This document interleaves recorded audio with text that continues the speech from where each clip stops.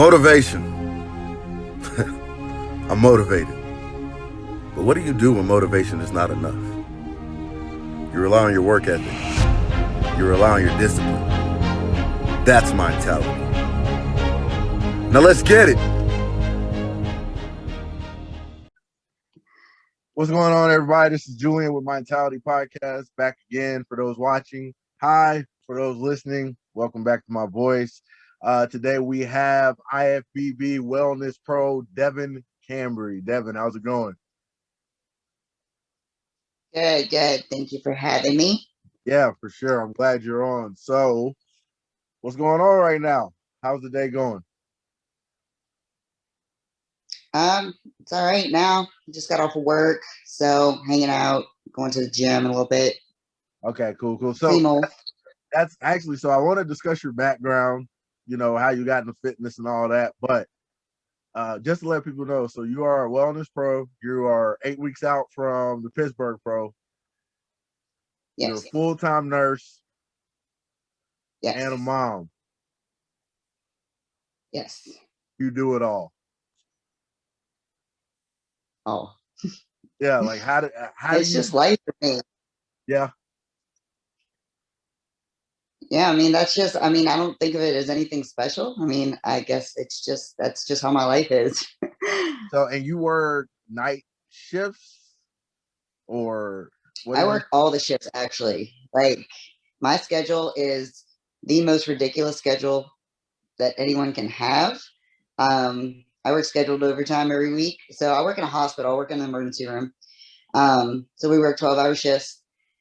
And like my schedule, it'll be 7 to 7. So that could be 7A to 7P. It could be 11A to 11P. It could be 7P to 7A. And that's me. Like, I do that to myself. Like, that's my job doesn't make me do that.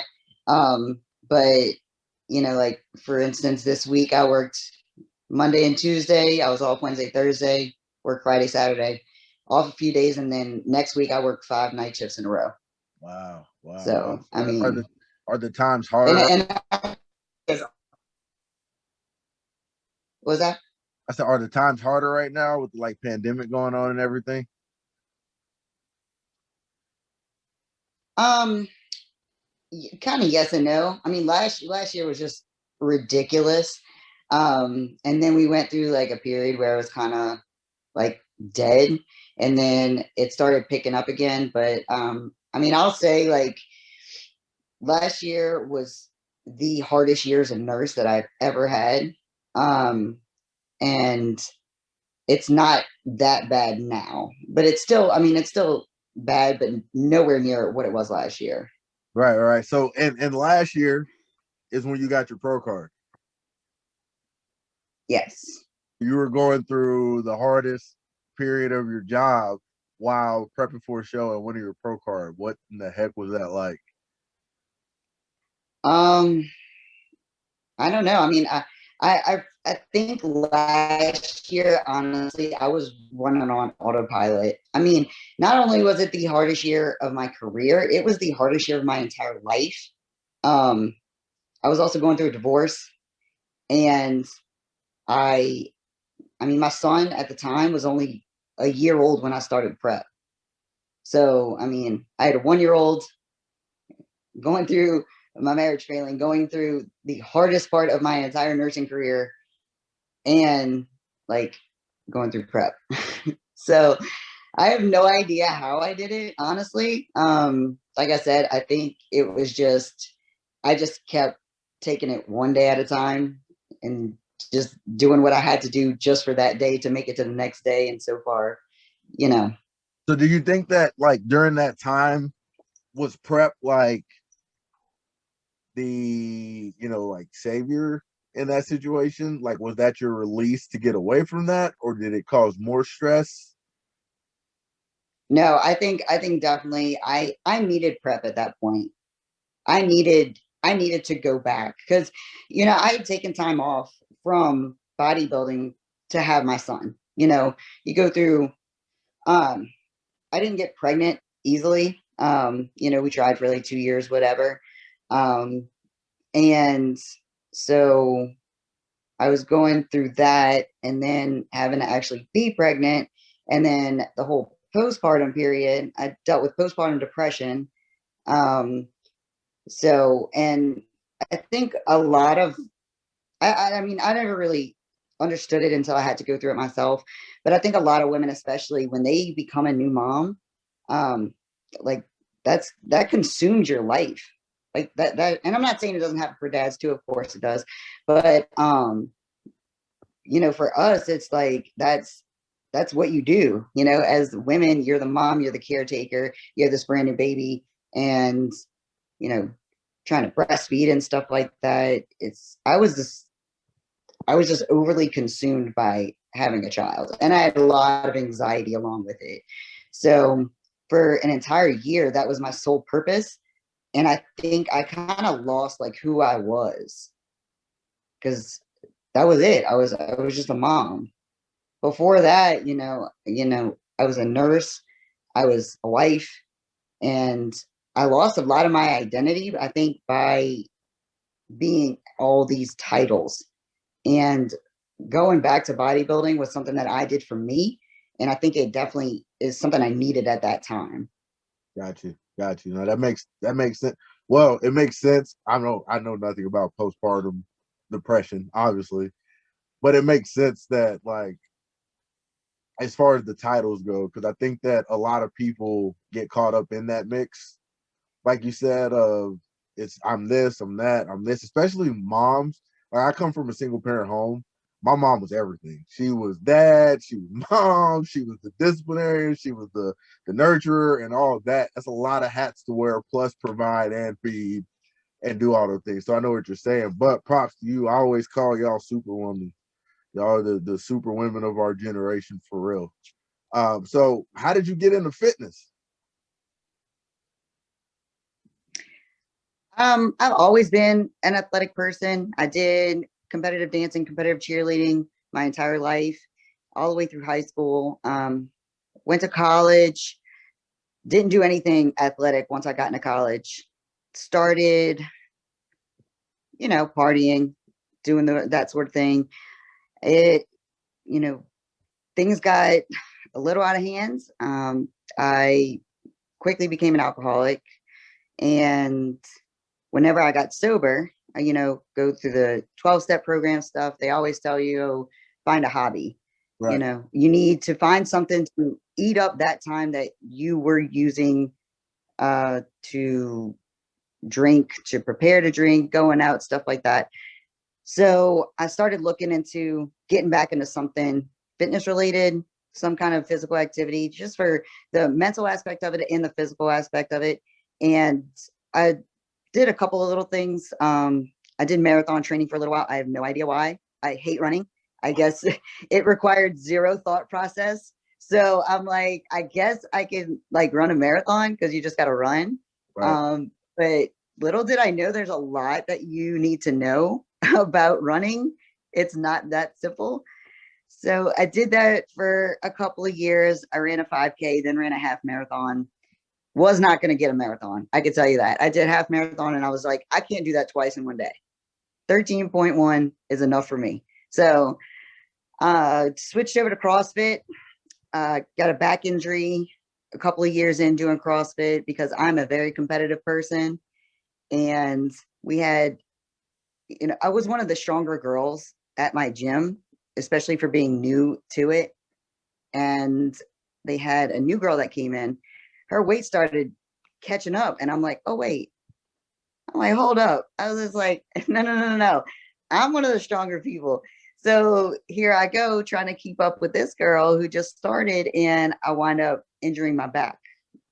So I decided CrossFit was not the sport for me.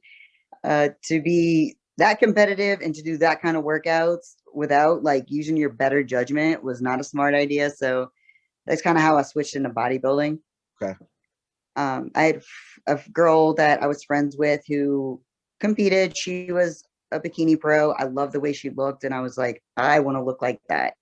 So that's when I just started following along with what she did, started asking around, got into actually lifting for bodybuilding purposes. And then I kind of was like just winging it for a little while, trying to figure out how to get into competitions, how to do stuff like that, looking up stuff online for different kind of exercises and stuff. And sorry, I say a lot and it annoys me. So I got to try to tell myself not to do that. But I remember I was in a gym talking to some girl who had done like one show before. She was kind of new. She didn't really know a whole lot, but we'd kind of work out at the same times and we talk a lot. We were talking to one of the trainers at the gym. He overheard us and he was just like, "Oh yeah, I mean, I can help you if you want to do a show, blah blah blah." I like honestly was only like half sold that this guy really knew his stuff. And I just kind of heard him out, whatever, walked off. And some other guy comes up behind us and he's like, "Look, you really want somebody to help you get on stage? Let me know." That guy, I don't know if you've ever heard of who he was, but if you haven't, you should know him. His name is Corey Kaye. He actually wound up becoming my first trainer. That shout out a lot. Huh? Do you shout him out a lot? Yeah, because he is like my brother now. Yeah, okay. I know what you're talking about then. Yeah. He's like my brother. He's a mentor to me too. I mean, you talk about a rags to riches story, that's him. Right. He went from training me in his apartment gym to now he's a celebrity trainer. Right.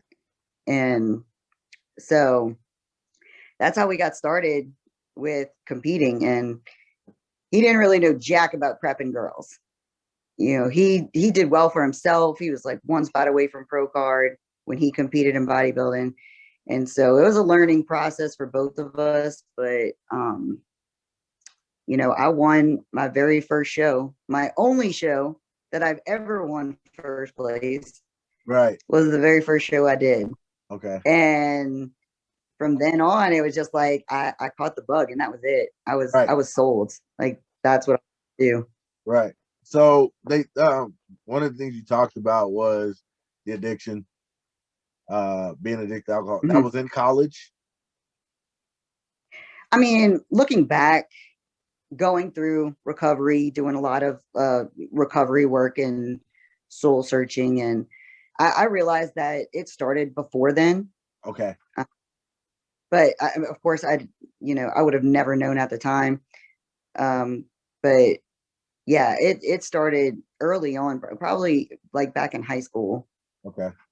So in overcoming that, which, and you can correct me if I'm wrong, addiction is something that I've dealt with, not necessarily in myself, but I've had family members that have suffered from addiction. That's something that like you're always dealing with, right? Like this doesn't just go away.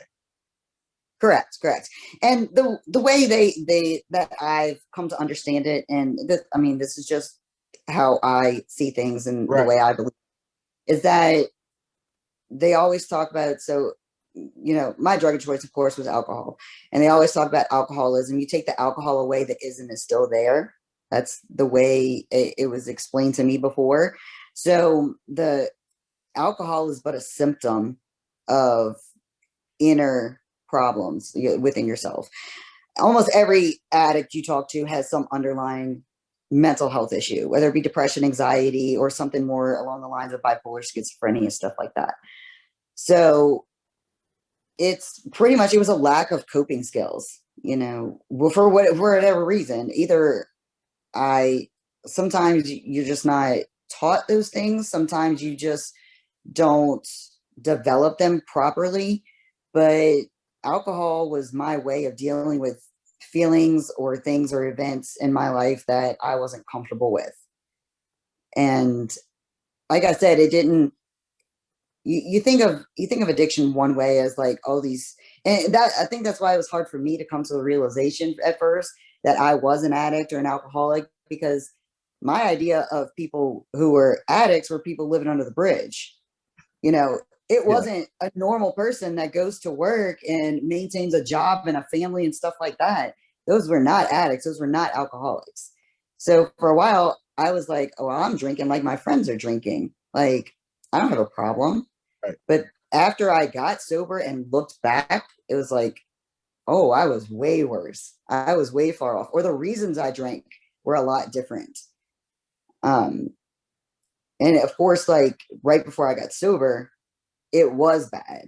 It did get really bad to where I had to drop out of school. I was in nursing school, I had to drop out of school that semester. I got a DUI.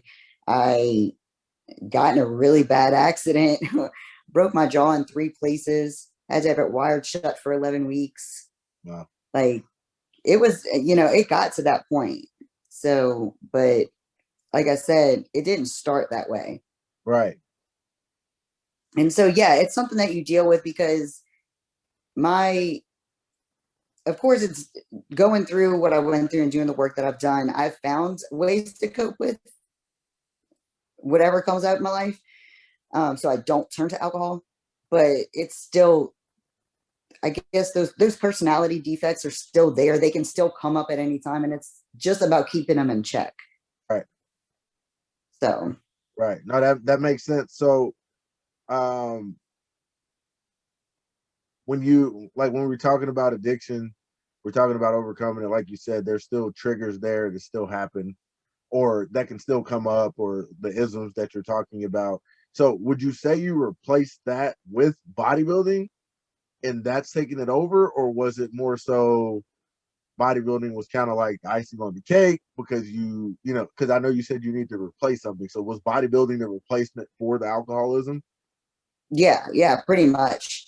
Because, addicts have addictive personalities. That's the way we are. We have a tendency to get addicted to almost anything.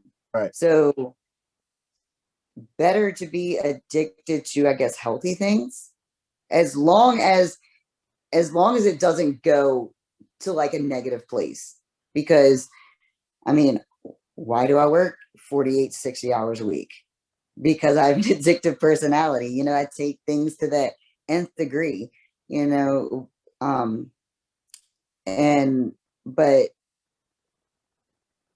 I guess if it ever got to a point where I feel like it was negatively affecting me, that's where it's up to me. It's up to my recovery to kind of realize that and like take a step back. Got you. And so that's just, it's constant work, constant.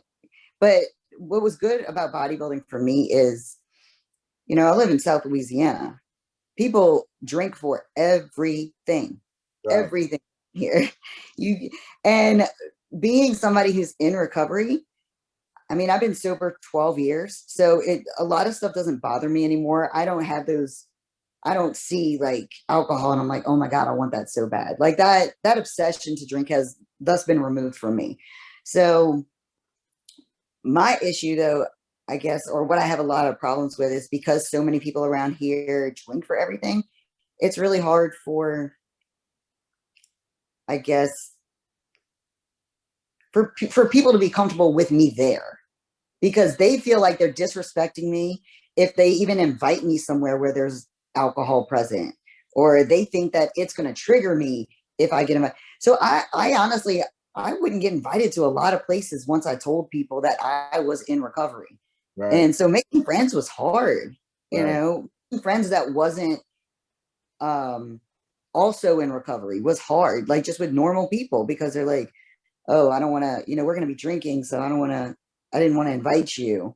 Right. And it's just like, I can go, like, it's okay. So what was good about bodybuilding is, honestly, a lot of people don't drink. Oh. They don't drink, they don't do drugs because they're so focused on their goals that it was easy to hang around people in bodybuilding, So it actually was a good thing for me to be so focused on. Right. No, that's actually super cool that bodybuilding helps save you in that way. You hear that a lot too. There's a lot of competitors that have not maybe necessarily addiction stories, but just stories of how bodybuilding has kind of changed their ways and changed their life. So it's cool to hear that, and I'm happy that you're recovering and still recovered. Props to you for that, because I know it's not easy. Like I said, I've dealt with it with family. So as far as bodybuilding goes, talked about addiction. You recovered, got into bodybuilding. You won your first show. What happened after that?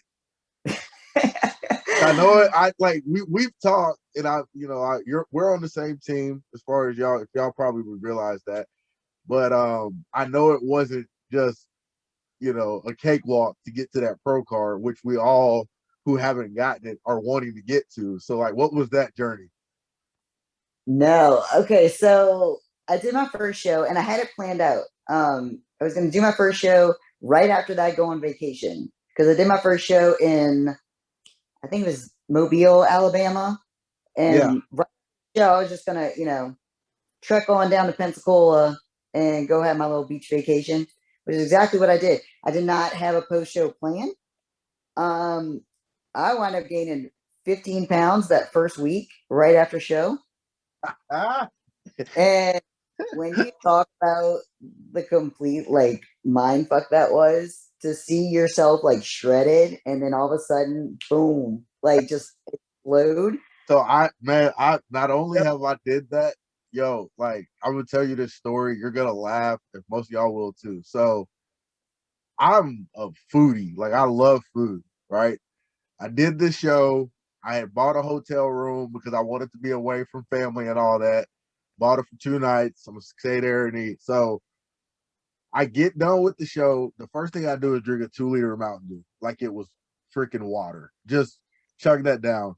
Then I had somebody bring Hertz donuts to me, 2 dozen. So I had those. So I just start killing the donuts. Then we went and like ate pizza and stuff and something. Then I go back to the hotel room and eat. Devyn, I put myself in a food coma. Like literally. The next day, I get a phone call and it's like 12:30. And I like look at my phone and I'm like, why is my mom calling me like that? Like I had slept so hard that the hotel like maid had come in and was like kicking the bed, like trying to wake me up. They thought I was dead. And like I missed checkout. I was like, super late. And needless to say, I gained 30 pounds that first week. It was bad. Yeah. Yeah. So I don't even, gosh, I don't even remember after that. I just know that I think I was just so depressed, feeling like I really not realizing like a lot of that is water weight. Like, let's be real. Like a lot of that's water weight, but I didn't know that. I was new and it, like got so depressed. I was just like, I done lost all my progress. Screw it. I'm in off season. We're going off. And I mean, I pretty much just gained all my weight back. Started off the next year. That next year, I did 4 shows. I placed top 5 in all my shows, but never won first. Still bikini. Still bikini. Yeah. Yeah. Still bikini. But, and, I always got the same feed. And I'm going to be honest, like, I wasn't 100% on this because I liked doing it. It was fun to me. I liked the way I like my body change and stuff like that. Like I said, it was therapeutic for me as well. But every coach that I had, because I switched coaches that next year. Corey started kind of taking off with his career, right? And coaches, and I never followed anybody's plan 100%. They said you get 1 cheat meal a week. It would be like 2. They told me a tablespoon of peanut butter, and I didn't measure out or weigh out a real tablespoon. I grabbed a tablespoon from my drawer, and like 1 scoop was like 1 tablespoon. Right. And it was all this high. Right. I was like, that's 1 tablespoon. So, I mean, I'm going to tell on myself. So, did I really deserve to win first place at any of my other shows? No, probably not, because I wasn't 100%, and I knew that. But it was fun for me. And back then, I was just like, I'm never going to be an IFBB pro, so I don't care. As long as I feel like I look good, then I'm happy with what I get. Right.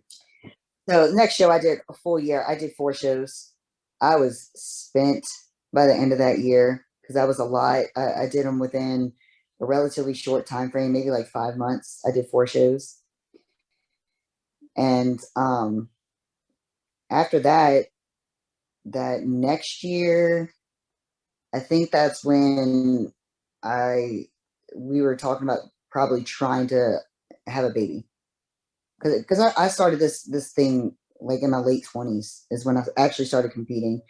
So we then started talking about maybe trying to have a family and stuff. And I didn't want to do any like hardcore prep because I didn't want it to interfere with anything. So I kind of prepped myself for like a show just with the idea like, okay, I'm a kind of prep myself. If I get in good shape, I'm not pregnant, I'll get on stage. If not, or I wind up getting pregnant, I won't. I wind up doing some other non-NPC show that year. You know, didn't look as good as any of my other shows, which I knew that. But like 2 years went by and I never got pregnant. Right. So we that's when we started going to doctors trying to figure stuff out, and then tried a few things that didn't work.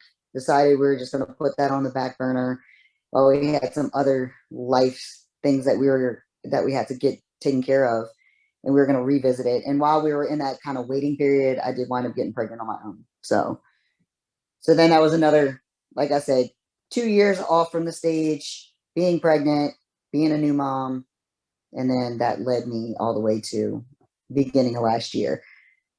Is when beginning of last year was the first time you competed? Like since that? Beginning of last, yeah. Oh wow. Okay, I didn't know that. I thought you had competed a couple times. No. I started prep again. Like I said, my son had it was right before he turned 1 is whenever I started prep with Ryan, February of last year. Okay. Is when we officially started back in prep. I knew it was going to be a long prep because, like I said, I was postpartum. I had been away from the stage for a long time. I know I had work to do. So I was okay with taking the time I needed to like get back to where I needed to. But I came back different last year. I came back saying that like I want to take this more seriously. I want to be competitive. Still not saying like, oh, I'm going to be an IFBB pro. Like right. that's my head was January of last year, and I was still about to prep for bikini. I remember talking to Ryan, and I'm just like, yeah. I told him, I was just like, we're doing bikini. I knew about wellness, but whenever I looked at the girls that were in wellness, of course, everyone that you could look at was all from Brazil and stuff. Yeah. I looked at them and I was just like, there is no way my butt is getting that big. So I was like, I always got told my bottom half was too big for bikini. I had been told from like more than one trainer that I should move up to figure because I put on muscle pretty well. But I didn't like the way figure looked. So for me, I didn't want that. So I fought tooth and nail to be a bikini competitor. I figured that I had a couple of years off. Maybe my bottom half had come down enough, and that maybe bikini would be an easier transition from not working out so much. And yeah, after a couple of months in the prep, that's when Ryan was just like, "Your wellness." He was like, I mean, you could still play with bikini if you want to, but your wellness. He's like, I'm sorry. And I was nervous about it because I was just like, I just don't think I'm big enough. Right. And he was just like, well, we can do what you want to do. Like I said, you can play with bikini, but your wellness. And I was just like, all right. So I still was kind of planning on doing crossover until like right before my first show. Okay. And that's when I was just like, yeah, forget bikini. Yeah. It's funny how Ryan has that ability with a lot of people. Like I don't know if you heard the story. I forgot the competitor. It might have been Kyle, classic Kyle, to where like they literally went and checked in at nationals, and Ryan was like, "Do both." Like that, the day he checked in, he told him to do both. And I think he got his pro card like in men's physique, but he wanted to do classic. Ryan's like, "No, let's do physique. Like we need to do men's physique."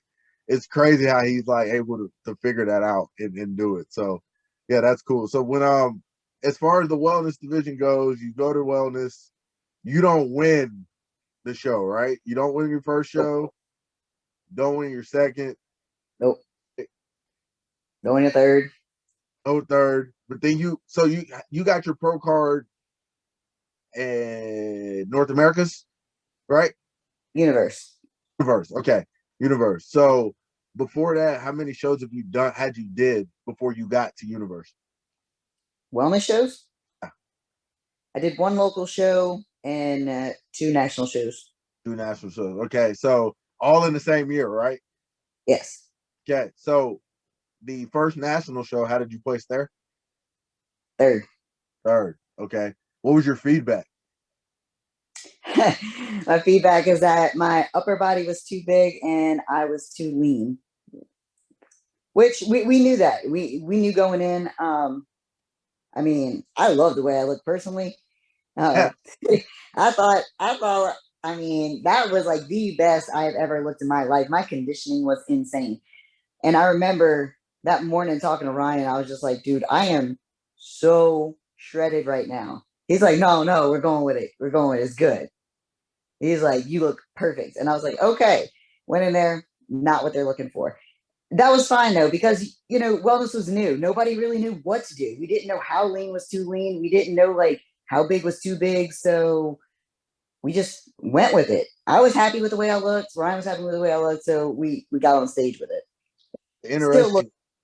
That's an interesting point you bring up. And I kind of want to talk about that because a lot of competitors, I feel like, are on that line when it comes to competing of, am I catering to what the judges want or am I catering to what I feel I look best at? Because a lot of times our best looks, especially for the division we're in, might not get us where we want to be within that division.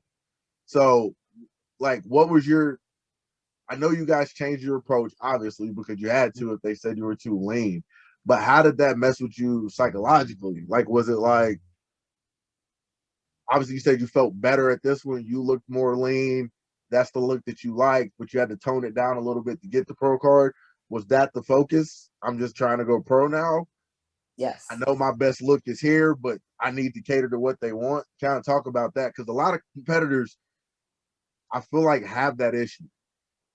Yeah. I mean, like I said, beginning of the year, I was still like, I was not like, oh, I'm going pro this year. My focus last year at the beginning of the year was I needed to get back to where I felt comfortable as a person. Because like I said, having a baby does a number on your body physically, mentally. I wanted to get back on, and I wanted to get back on stage. I miss competing.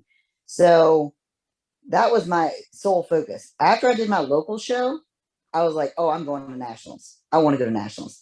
After that first national show, and I came in top 5, I mean, I got third. I was like, I'm getting my pro card this year. So like every show, it just built my confidence a little bit more and made me realize that like, this is something I could really do. Right. So after my first national show, I was okay with doing whatever I needed to do in order to go pro. Right.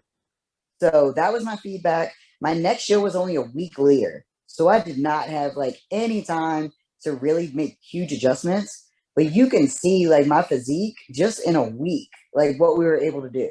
Right. So I couldn't do anything about my upper body being too big.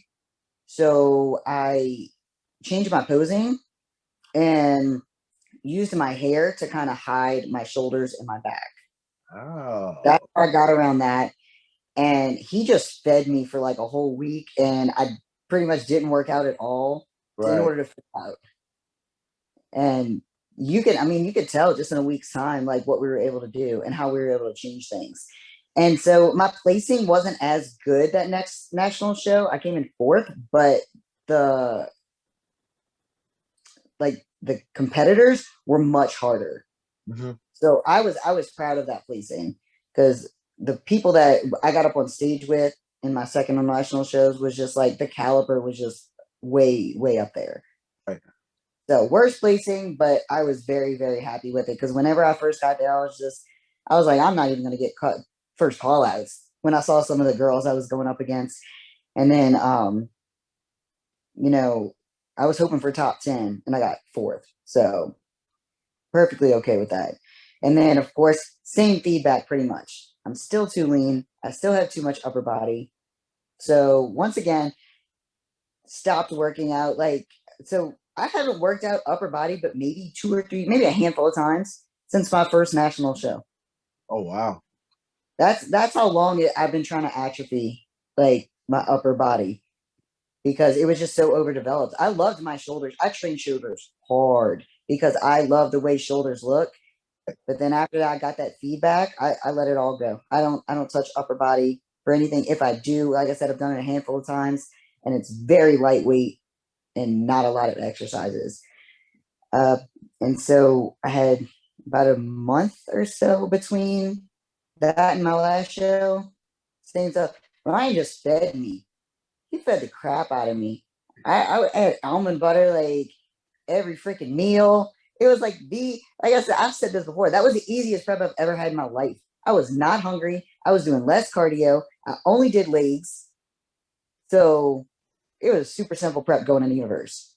Oh, that sounds And I mean, I did what I had to do though, that I guess I follow the judges' feedback because they're the ones who are going to make the determination who gets their pro card.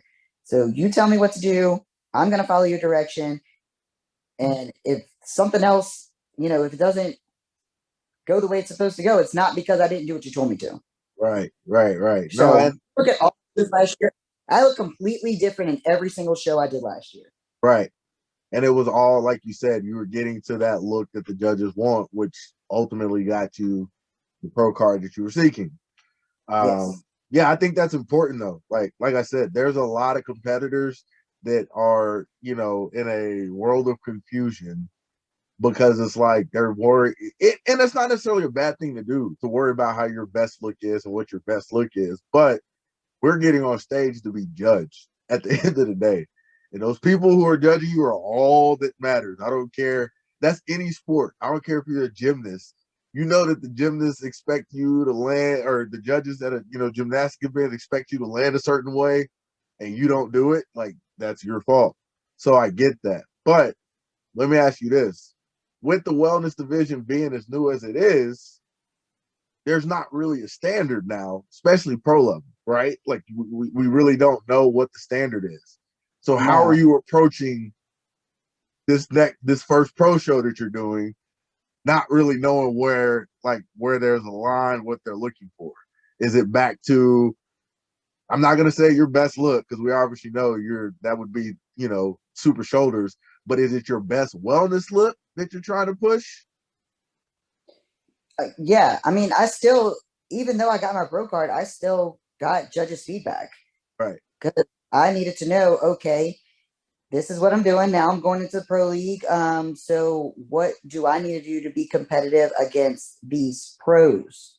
Because it's different. You're at least whenever one of the main things is height classes. When you're being judged against people the same height as you, at least your proportions are somewhat similar. Right. But when you get to pros, they don't have height classes. So now proportions are all over the place. Everybody's going to look different. So it's going to be my best wellness look is what I need to bring. And so I got feedback from my last show. I implementing feedback. Once again, like I said, still don't train upper body. Yeah. I know now not to come in too lean. So lesson learned. And my last feedback was to round out my glutes. So a lot of glute focus. So since my last show, that's what I've been doing a lot of. Right. So do you think genetically for the wellness division, Americans are behind? I mean, it's hard to say because how do you know like what somebody's genetics really are going to produce until you push it there? Right. I mean, yes, we know Brazilians and people like that all have bigger lower bodies. I have not an ounce of Hispanic or whatever in me. No Latin American genes whatsoever in me. And if you see my progress last year for the amount of muscle I was able to put on my lower body, the amount I was able to grow my glutes. It's kind of like, what genetics are the genetics? Right. Americans don't have it, maybe because we never pushed ourselves there. Right. It wasn't acceptable. Like in Brazil, it is what the look they go for. So they even said, like from a young age, these girls go to the gym and they train lower bodies and they train them hard. They train them heavy. But that's not an American like commonplace for us. So who's to say we can't be there if we push it there? Right. But it's so new for us that a lot of the, this is a new concept for us. And the other thing is symmetry. That was another problem. Why, my upper body was too big for my first national show because I was symmetrical. Right. And like you look at my upper and lower body, they matched because that's what I'm used to. I'm used to bodybuilding training for symmetry. That's how bikini is. So this is the first time like I'm having to train for asymmetry. Right. And it's weird. Right. So it's something that I think we just need to get used to. So I don't think it's necessarily, I mean, just like anything else, some people's genetics aren't gonna work for it. But I don't think that just being an American with our European predominant genes or whatever you want to call it is making it is saying that we can't be at that level. We're just years behind because we just got exposed to it. Right. And it's interesting that you say that too. It's actually a great point because if you look, like I was born in 1989. So I grew up in the 90s, but in the 2000s, like the bigger butts wasn't really a big deal in America, especially for a white woman. Like that whole fad or thing really start happening more like 2010-ish to now. But like back then, like you had I'm a Friends fan. So you had like Jennifer Aniston and those like, those were the ideal bodies. And there was like a skinnier body. It wasn't really the like Victoria's Secret fashion show. Right. That's what people realized. Now that's completely turned and changed. Yeah. Like girls with bigger legs, bigger butts, bigger glutes, like you said. So I'm really glad you brought that up because I think a lot of people, especially Americans, think that this division is like Brazilians only and that they don't have a shot. No. I think you're right. It's just a situation where that wasn't really ever a focus for us, to really push it like that. So now that's a great point. So where do you see the wellness division going? Because from what I'm seeing, this is about to take over. This is the closest thing to classic physique, which I think is on its way to taking. Like obviously, bodybuilding is bodybuilding. The open show is still the open show, but everywhere else, people are going to be talking about classic physique probably and men's physique. Do you see wellness doing that as well? Oh, absolutely. It's more appealing to a lot of women. Just in general, women tend to carry more weight on their lower half. That's our hormones. That's our genetic makeup as a female.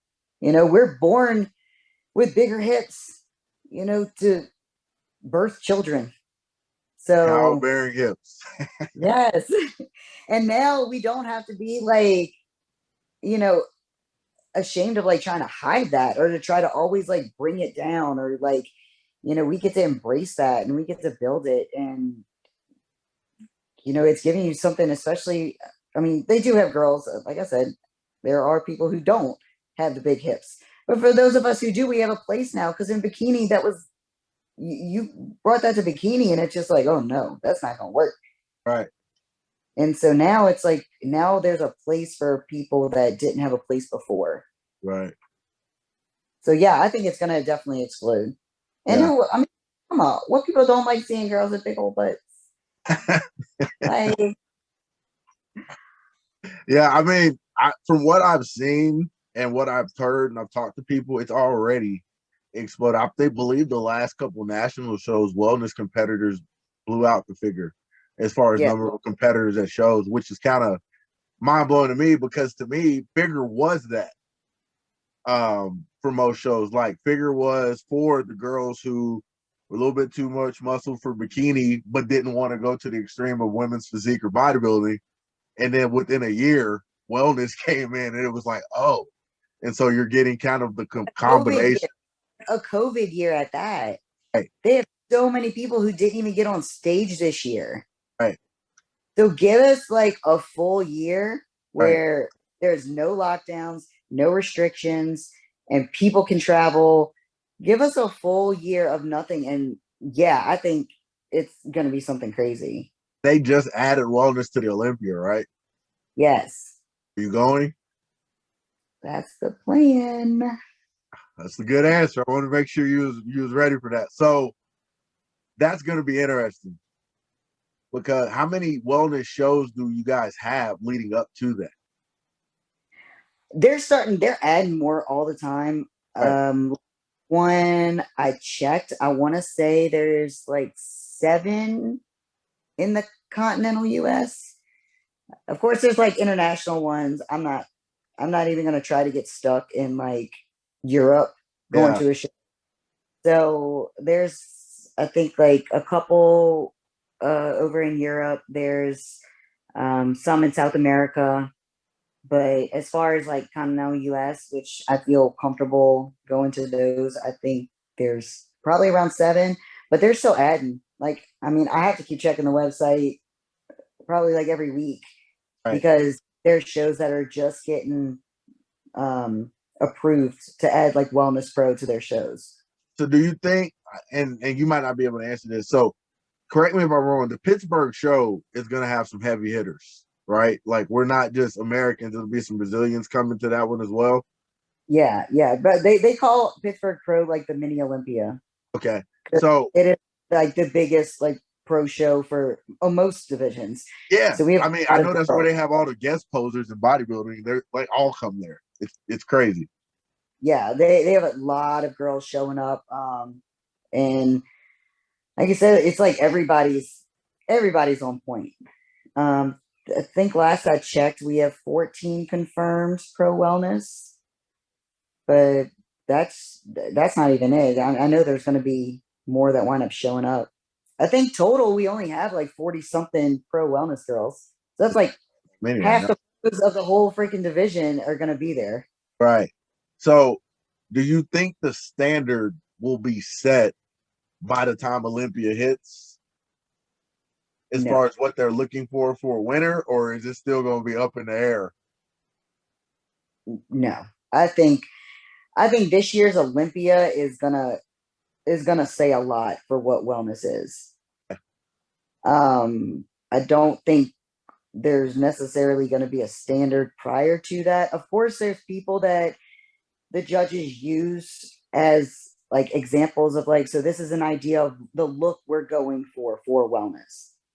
But like I said, you have different sizes, different proportions, and not a huge pool to pull from. Right. Like there's only 40 something pro wellness girls. So that's all you have to look at to be like, okay, this is more like the look we're going for. But may not be like it. This may not be 100%, and it can change. It's going to change. Every division evolves. So just because they go for this look this year doesn't mean that next year it's going to be the same type of look. They may go a little bit bigger next year. They may be a little bit more conditioned next year. It just depends on who shows up, like every other show. Yeah, it's interesting you say that because I remember women's physique. The first winner was Dana Lynn Bailey, but then the next year I think it was Juliana Malacarne or whatever. 2 totally different physiques. Juliana was way bigger than Dana Lynn Bailey, and it was just like I thought Dana Lynn Bailey was going to win again, and they picked Juliana, and then it was like, okay, this is more what they're looking for. Still women's physique, but a bigger, more defined, more conditioned physique. And then it just, like you said, could continue to evolve even to like last year's winner, who to me, like she the girl that beat Shanique, I don't know her name, but she beat Shanique Grant. But she was like shredded to the core. She's like an anatomy chart. And I was like, I thought the point of it was you guys wanted like more softer but like muscle, and so they completely flipped that. So I feel you on that. With wellness, it might be like you said 2-3 years before if there is a standard, it might not be. Like after listening to Sandy talk about the bikini and how there's really not a standard, it's just bringing your best look and them liking it. It's like, okay, where do you go from there? You know what I mean? Like it was just when she explained it, I was kind of, I wouldn't say confused, but just like you really didn't give us much to work with. And see, I feel the exact opposite. I feel like when Sandy said that, I was just like, that makes so much sense now. Whenever I said that, because for so long, everyone is trying to chase this person's look. And Yeah, of course. Right. like I think whenever she said that, it actually is a lot comforting to be like, okay, I don't have to look exactly like this in order to do what I have to look what my best looks like, fitting the division criteria. Right. And because I remember, being in bikini, I was just like, I have to look like that. Like my waist has to be like freaking 20 inches in order to do well in bikini. Like I have a big waist. It's just wide. Even when I have a freaking 8-pack, it's wide. Right. Like, I don't know. What do you do with that? So that just means I can, and this is before wellness. Like, so I can never compete. I'm never going to do well because I don't want to go get a rib surgically removed so that my waist gets smaller. Like, so I think when she said that, I was just like, that's so relieving to know that I don't have to look like this person or that person because it's all going to be who shows up on stage, who fits the division criteria the best based on their frame. Based on their frame. Perfect. I like it. Makes sense. And like you said, I agree with you. That's pretty standard for all divisions. Because like men's physique, obviously there's plenty of different physiques out there, but I guess you could kind of say when a guy wins like 4 in a row, that's the standard. But once he was beat, they're really like nothing like that. Now it's back to topsy turvy, and same thing with like bodybuilding. Like Phil Heath runs with it, and that's the standard. But then he loses it, and like it just goes to corruption. Like we don't know what we want next. And then Rami came in and did his thing. So I agree with that. So when you're looking at what are you improving right now from the get your pro card to now, what do you think will be better when you get on stage as a pro? Definitely. Like I said, I take that feedback, rounding out my glutes. I mean, I'm bringing a whole different package for pro. I saw my pictures from Universe, and I mean, I could honestly say just like my overall package, I wasn't like 100%. Right. Like, oh yeah, this was like it. Like I did the thing.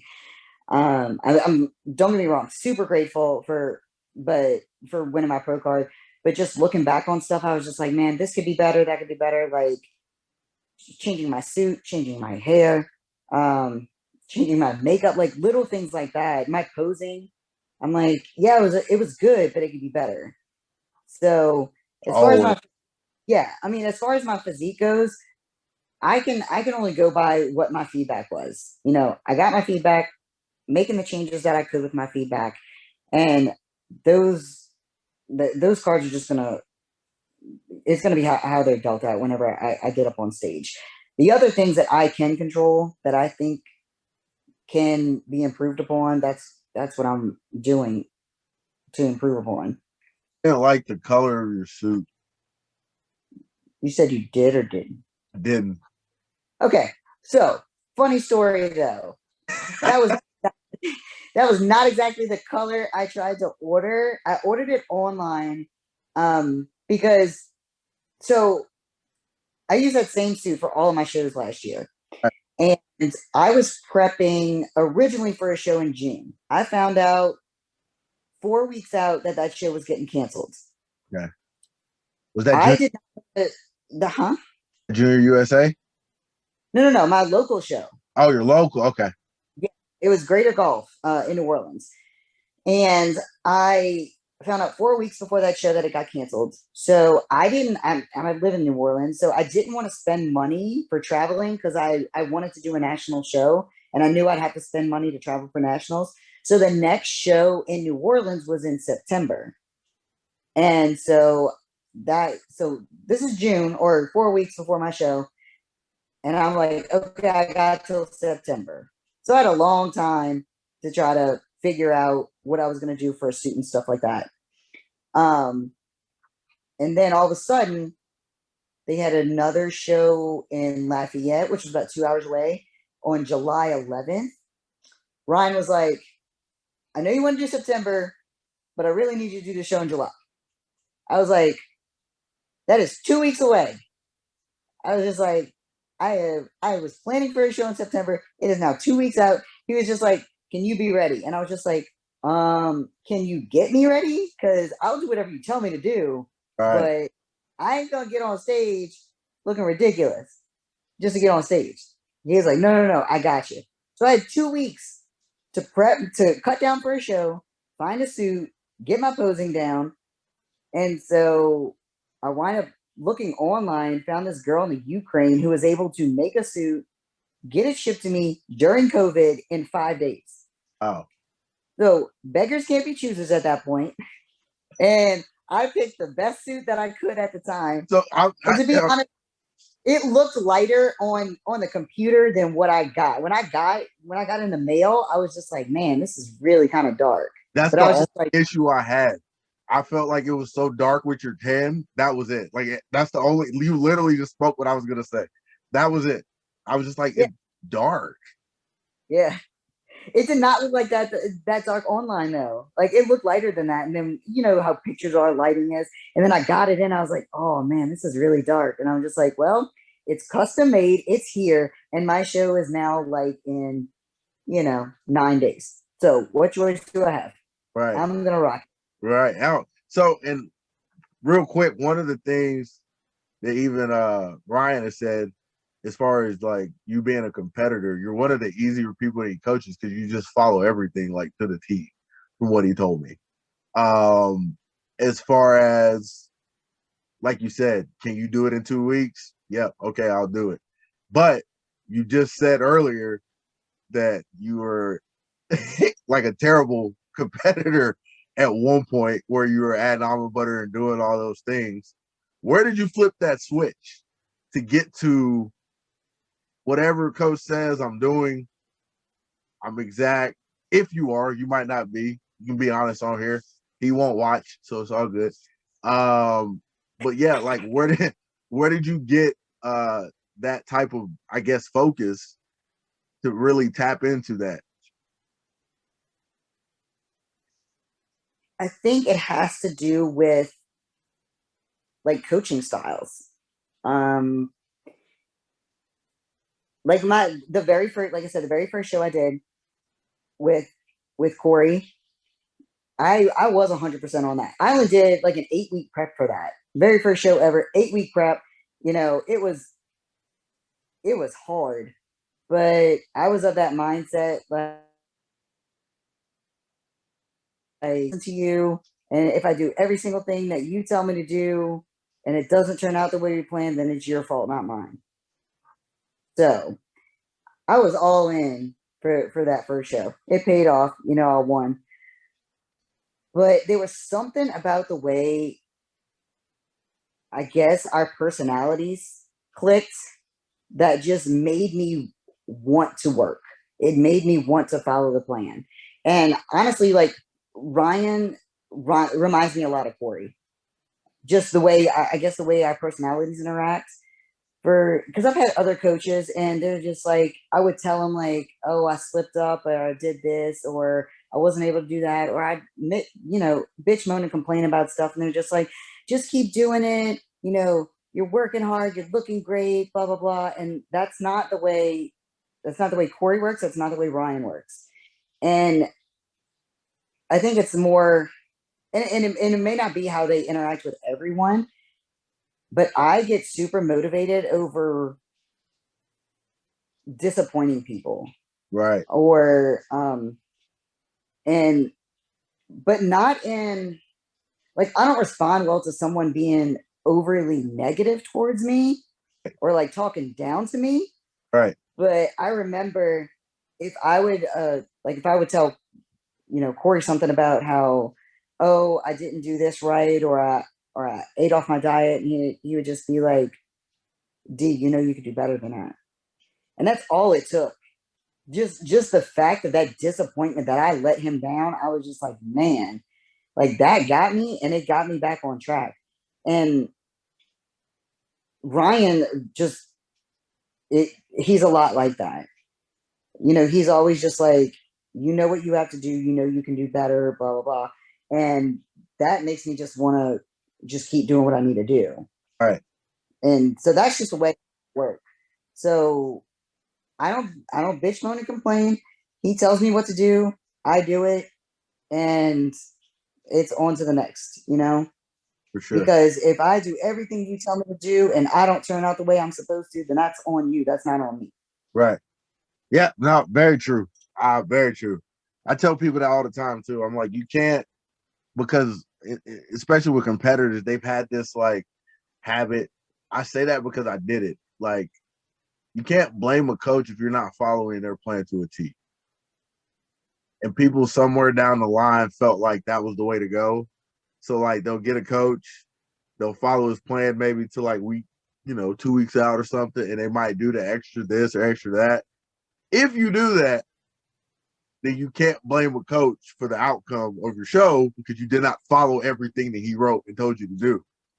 And a lot of people want to blame coaches. So I apologize for that. So my next question, we're staying in fitness, but all those hats that you're wearing, how do you balance that? Like, how do you carve? I can't say this word, so I'm about to butcher it. For those listening, leave me alone because I can't say it, but it's compartmentalize. I don't know why I can't say that fast, but how do you do that? Like, what is it? Are you an organized person? Are you a to the T everyday type person? Like, what are you doing to be able to wear the hats that you wear?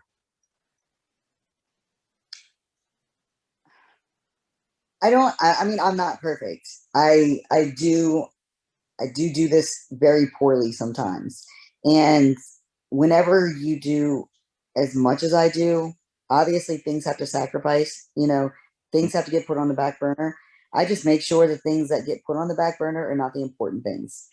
So, I mean, obviously my son, that's an important one. I make time for him. My prep is going to be important. I make time for that. But like little things I gotta let go of. the dishes, the laundry, shopping. Thank God for Costco delivery because that's gonna cut down on wasted time. I do, I sacrifice time with my friends. So yeah, I mean, I still do what I can, and I had to learn how to not let my life revolve around prep. I had to fit prep into my life. For a while, that's what I would do. I'd be like, I'd start getting on a prep, and I'm like, all right, I'm in prep. This is my focus 100%. Everything needs to revolve around this. And it made it so much harder. So last year, I guess because I didn't have a choice, I had a 1-year-old, and I had to make prep fit into my life however it could. And like I said before, I work all kind of shifts. So I started going to the gym. I mean, I like going to the gym earlier in the day. I feel like I have energy, I could get a lot done. It didn't work though. So I had to start going to the gym after my son went to sleep. So I'd put him to bed around 7 o'clock at night. That's when I'd go to the gym. Mm-hmm. And I got to where that became my norm. And people would be like, how do you go to gym so late? How do you work 7 to 7 and then go to the gym afterwards? Because I didn't have a choice. That's what worked. And so I don't have a set schedule. I don't go to the gym every Monday through Friday at 6 o'clock. And I don't eat all my meals at this time, this time, this time, because my schedule is so off. The days I work, I'm at work, and then the days I'm off usually is the days I have my son. So I have to be flexible. And it's not ideal, especially when you're in prep, but I have no other choice. That's just the way it's got to work for me. Right. And so, and I will say that probably the one thing I sacrifice the most, which is important and I'm trying to work on, is my sleep. I usually run on 4 or 5 hours of sleep a day and a whole lot of caffeine, but I'm working on it. I'm trying to not waste so much time in the gym, because I will, like, gym is like, the time at the gym is like my time. You know, I have friends there that I get to hang out with. We talk, we still get work done, but I probably spend more time at the gym than I need to and waste time over there. So that's what I'm trying to work on, I guess, leaving the gym earlier. That way I can get more sleep.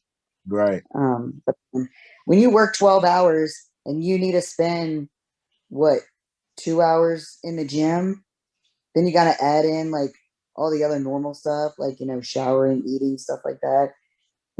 I don't have 8 hours to sleep. Right. There's no 8 hours in my day in order to sleep whenever you add all that up.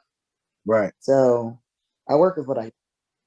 No, I feel you on that. I'm the same way too. It's the gym for me is my way to like be around other people and interact every day. So like I work from home now too. So during this pandemic, like now I work from home. Before that, even then I was still isolated outside when I was working outside.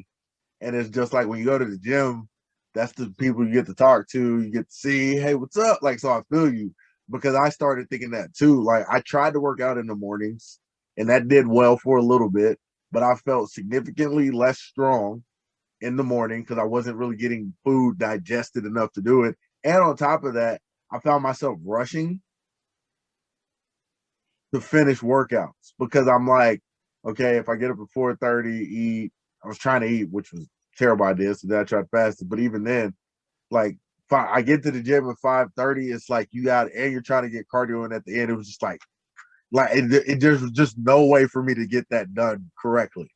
So then I did nights, and I had to talk to my wife about it and all that, to figure out nights. But I agree, I definitely could be more efficient. It's just hard because you got people there that you're friends with, and no matter what, you can say what you want. As big of an a-hole as I consider myself to be, and I put my hood on and my head, like, if people come up and talk to me, I'm gonna talk to them. Like, I can't be that guy. I find it weird that anybody really can be that person, but that's a different conversation. So I feel you on that. Like, that gym is that's my club. I just go every damn day.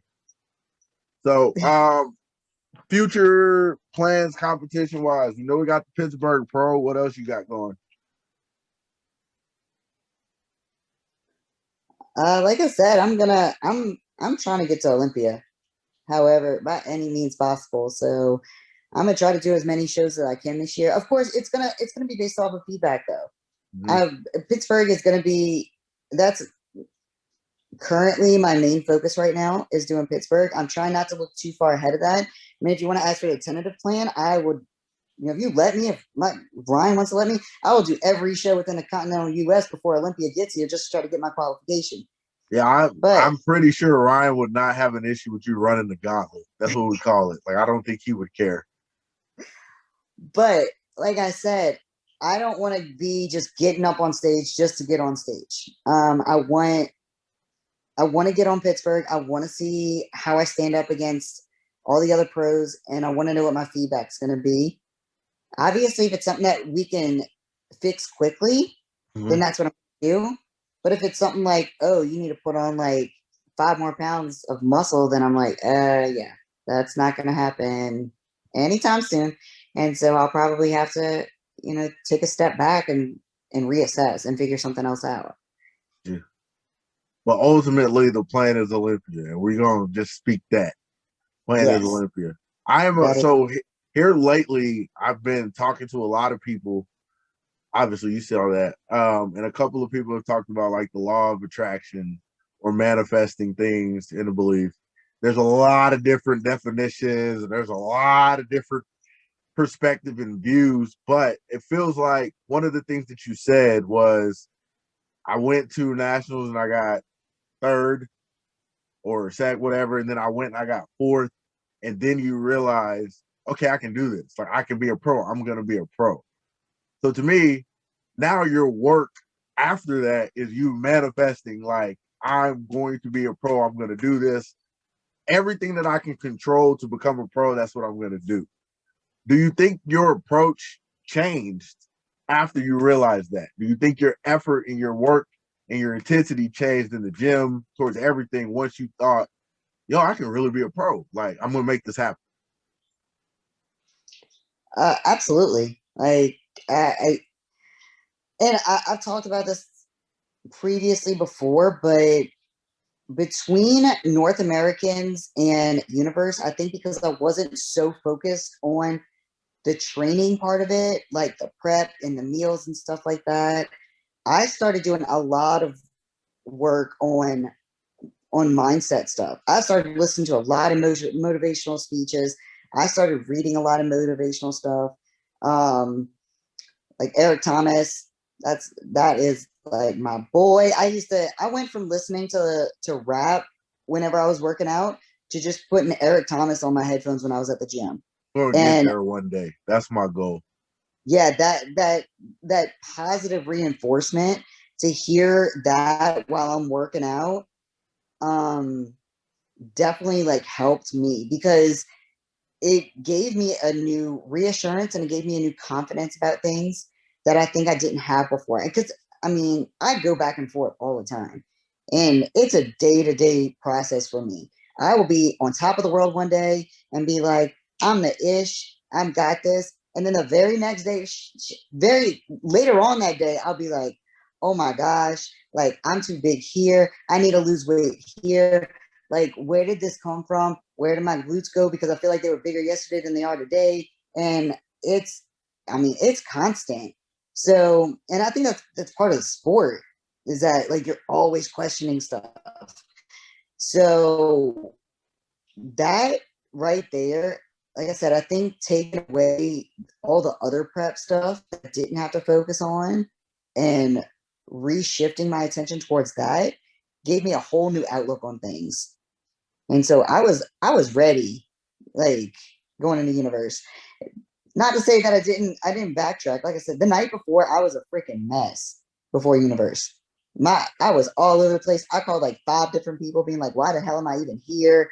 I need to go home. Like, I don't even want to do this show because this is going wrong and that's going wrong. And I just feel like I'm not going to do well. But then I woke up that morning and I was just like, let's go. Like, what the hell what do I have to lose? I'm ready. This is as ready as I'm going to be. And I did everything I needed to do to get to this point. So. Perfect. So one of the things, and we'll wrap it up right here. We've been talking a while, which is good. But one of the things is you're going to be the first person I do this with today. So congrats. This is history. But I'm concluding with mentality moments, which is where I feel like whoever I'm talking to has said something that can be highlighted or reiterated at the end so people can like think about it. So the first one was not making your life revolve around prep, making prep a part of your life. I think is very interesting perspective that a lot of people don't think about, because a lot of people, if you're listening or if you're watching, you think that when you're on prep, you have to make everything revolve around that prep. And I don't know if that's possible when you have family and kids.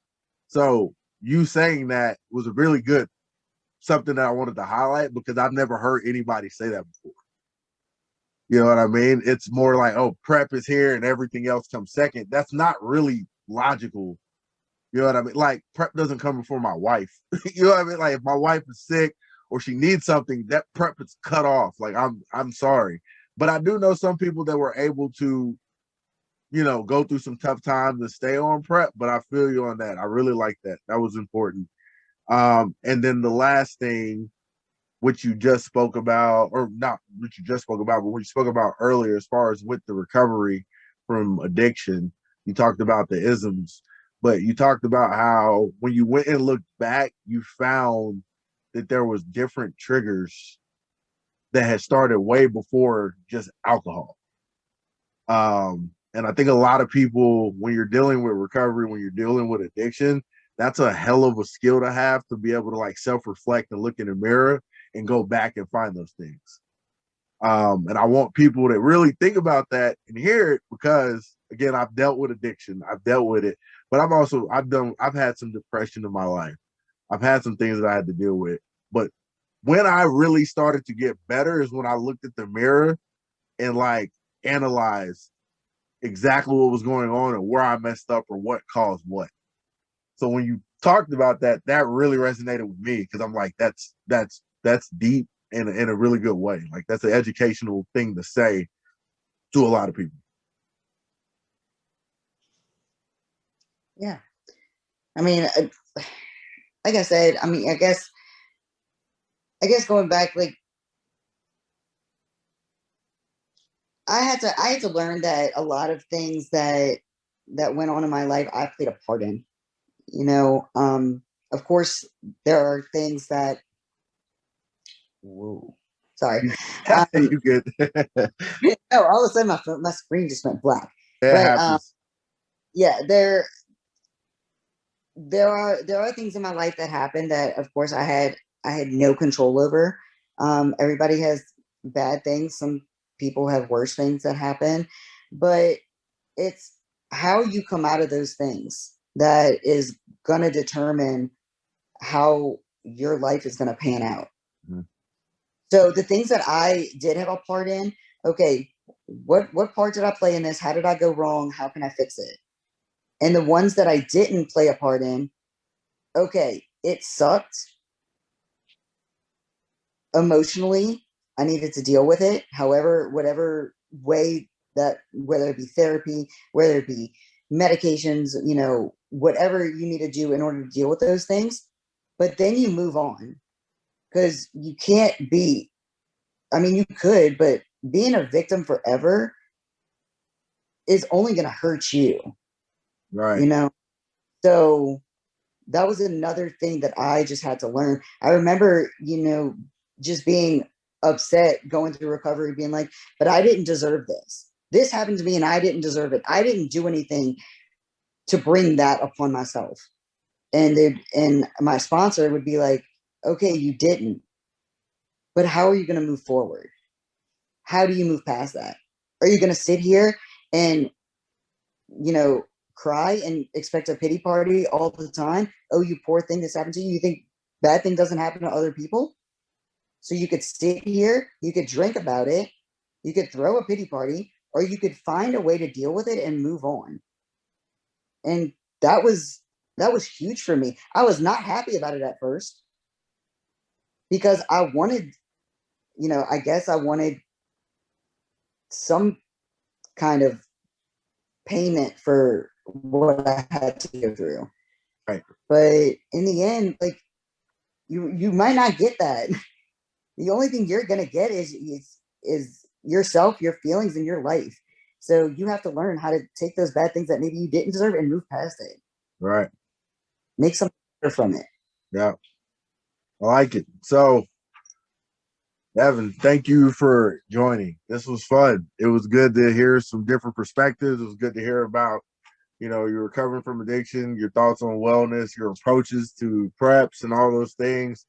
Was there anything you want to add or finish with? I like that shirt too. Yeah, you like that? Yeah, I like that shirt. Yeah, awesome. What'd you say? I said that everybody needs to go buy them some Mentality gear. Thank you. Yeah, for sure. Y'all hear that and see it. No, but I just want to say I'm super proud of you for everything you're doing. I told you way back before you started this, that first video you sent me, and you're like, hey, what you think about this? And first thing I said was just like, you're made for this. Yeah, you did. I appreciate that. I appreciate it. Yeah. So here you are doing it. Yeah, it's fun. I'm glad you got you on. So for all those people watching, thanks for watching again. I'll be tagging and putting all Devyn's information as far as like social media stuff, so you can follow her, support her in the description. Same thing if you're listening. Appreciate y'all coming. Y'all have a good one. Thanks.